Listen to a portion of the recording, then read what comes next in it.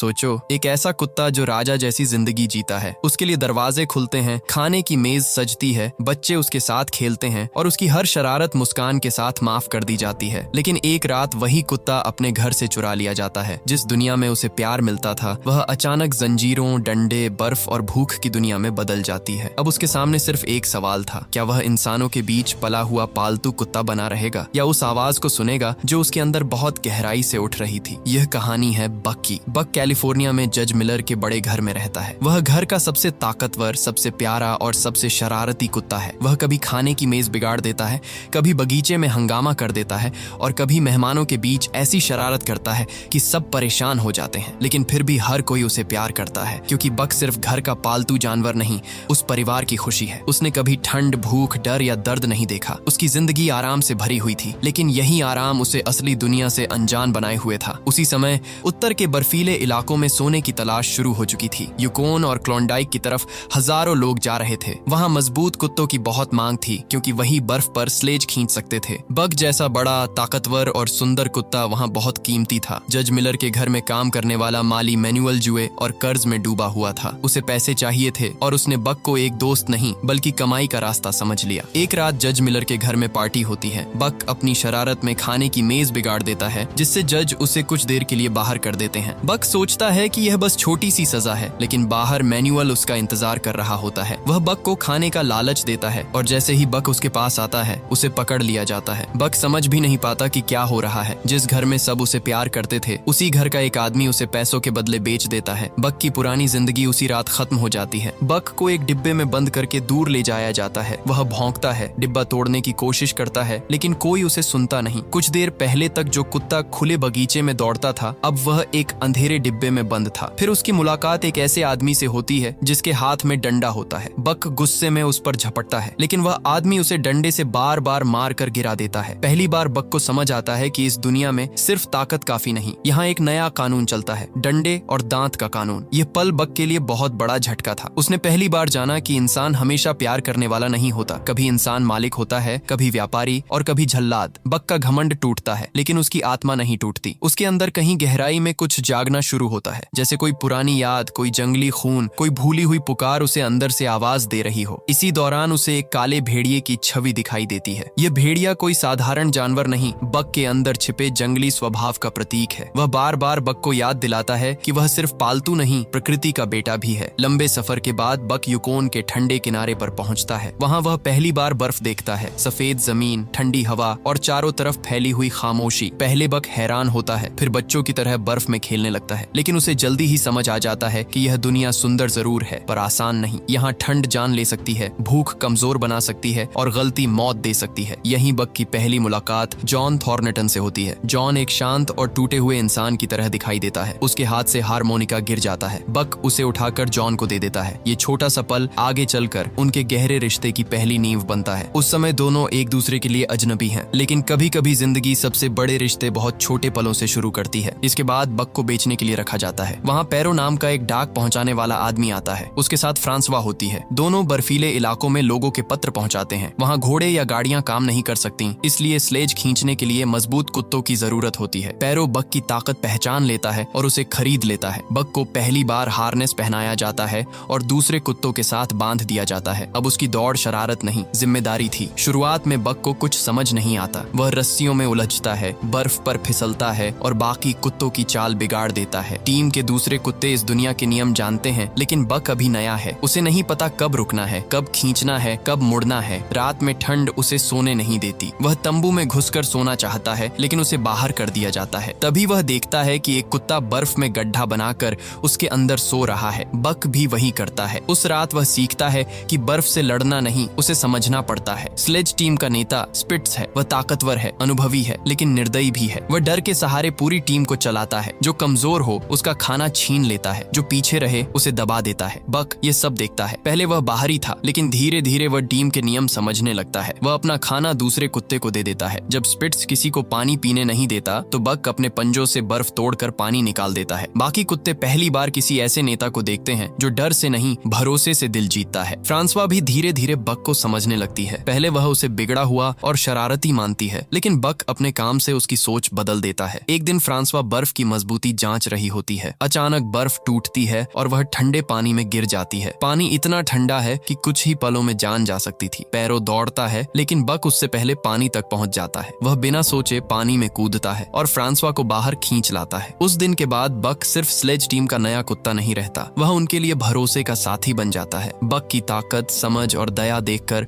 Team के बाकी कुत्ते उसे स्वीकार करने लगते हैं। लेकिन यही बात स्पिट्स को चुभती है। उसकी जगह खतरे में थी। वह जानता था कि बक उससे अलग है। स्पिट्स डर पैदा करता था, बक विश्वास पैदा कर रहा था। दोनों के बीच तनाव बढ़ता जाता है। एक रात बक एक खरगोश को पकड़ता है लेकिन उसे मारता नहीं। तभी स्पिट्स आता है और उस खरगोश को मार देता है। यह देखकर बक के अंदर का गुस्सा जाग उठता है। अब बात सिर्फ नेतृत्व की नहीं थी, अब यह क्रूरता और न्याय की लड़ाई थी। बक और स्पिट्स के बीच भयंकर लड़ाई होती है। स्पिट्स तेज है, चालाक है और लड़ाई में माहिर है, लेकिन बक अब पहले वाला नासमझ कुत्ता नहीं रहा। उसने देखना, समझना और सही समय पर वार करना सीख लिया है। वह स्पिट्स को थकाता है, उसकी चाल पहचानता है और फिर सही मौके पर उसे नीचे गिरा देता है। पूरा झुंड यह देखता है। स्पिट्स हार जाता है और शर्मिंदगी में झुंड छोड़कर जंगल की तरफ चला जाता है। उस रात बक सिर्फ एक लड़ाई नहीं जीतता, वह खुद को नेता साबित कर देता है। अगली सुबह पैरो बक को स्लेज के आगे बांधता है। जैसे ही टीम चलती है सब समझ जाते हैं कि बक सच में नेता बनने के लिए बना है। वह रास्ता समझता है, टीम को लय देता है और खतरे को पहले महसूस कर लेता है। एक जगह ऊपर से बर्फ टूटकर गिरने वाली होती है। पैरो एक दिशा का इशारा करता है लेकिन बक अपनी भीतर की आवाज पर भरोसा करता है। उसे फिर वही काले भेड़िए की छवि दिखाई देती है, जैसे उसका जंगली स्वभाव उसे सही रास्ता दिखा रहा हो। बक रास्ता बदलता है और पूरी टीम को बचा लेता है। अब पैरो और फ्रांसवा भी मान लेते हैं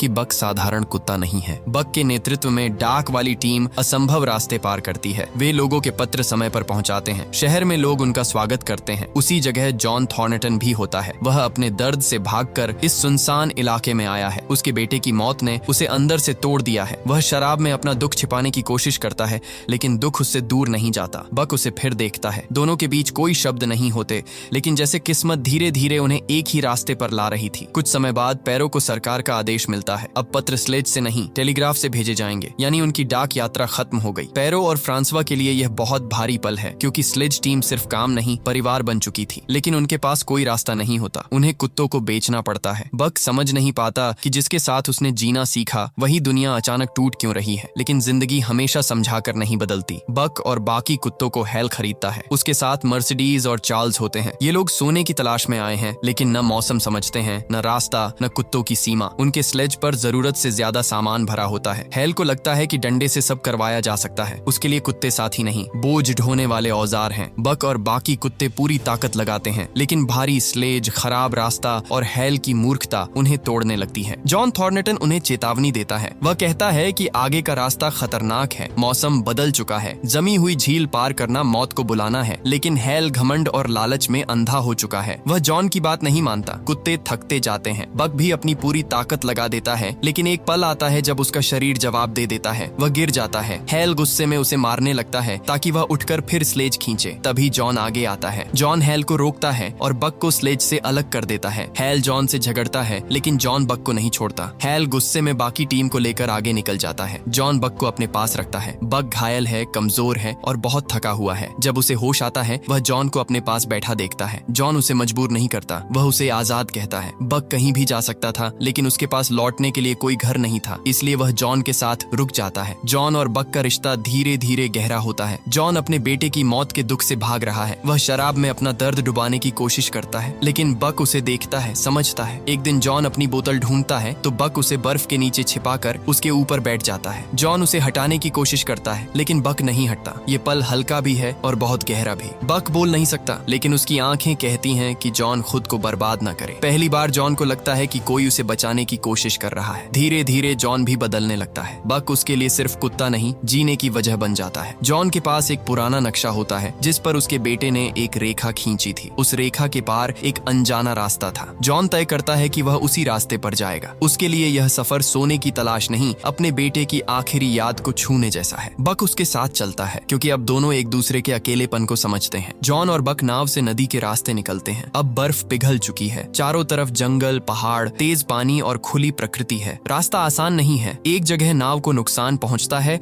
और पानी भरने लगता है। दोनों को नाव छोड़कर आगे पैदल जाना पड़ता है। जंगल उन्हें परखता है लेकिन वही जंगल बक को अंदर से बुला भी रहा है। रातों में उसे फिर काले भेड़िए की छवि दिखाई देती है, जैसे उसका पुराना जंगली स्वभाव कह रहा हो कि अब तुम अपने घर के करीब हो। आखिरकार जॉन और बक एक शांत घाटी में पहुंचते हैं। वहां नदी है, पुराना केबिन है और चारों तरफ ऐसा जंगल है जिसे इंसानों ने अभी तक बिगाड़ा नहीं। जॉन को यहाँ शांति मिलती है, बक को यहाँ आजादी मिलती है। एक दिन जॉन नदी में सोने का छोटा टुकड़ा देखता है। उसे समझ आ जाता है कि वे सही जगह पहुंच गए हैं। बक भी पानी में कूदता है। पहले वह एक साधारण पत्थर निकालता है। जॉन मुस्कुरा देता है। फिर बक दोबारा जाता है और इस बार बड़ा सोने का टुकड़ा निकाल लाता है। जॉन हैरान हो जाता है, लेकिन उसकी आंखों में लालच नहीं आता। जॉन उतना ही सोना रखता है जितनी उसे जरूरत है। वह अमीर बनने नहीं आया था, वह शांति ढूंढने आया था। यही फर्क है जॉन और हैल में। हैल सोने के लिए इंसानियत खो चुका था और जॉन सोने के बीच खड़ा होकर भी इंसान बना रहा। बक अब ज्यादा समय जंगल में बिताने लगता है। वहाँ उसे एक सफेद भेड़िया मिलता है। वह बक को दूर से देखता है। पहले दोनों सावधान रहते हैं, फिर धीरे धीरे उनके बीच भरोसा बनने लगता है। बक उसके साथ दौड़ता है, जंगल के रास्ते पहचानता है और उसके झुंड के करीब जाने लगता है। एक दिन एक भेड़िया नदी पार करते समय फिसल जाता है। बक दौड़कर उसकी जान बचाता है। इसके बाद झुंड उसे बाहरी नहीं समझता। बक अब दो दुनियाओं के बीच खड़ा है। एक तरफ जॉन है जिसने उसे बचाया, समझा और प्यार दिया। दूसरी तरफ जंगल है जो उसे उसकी असली पहचान की तरफ बुला रहा है। बक दिन में भेड़ियों के साथ जाता है, लेकिन शाम को जॉन के पास लौट आता है। कभी वह जॉन के लिए शिकार लाता है,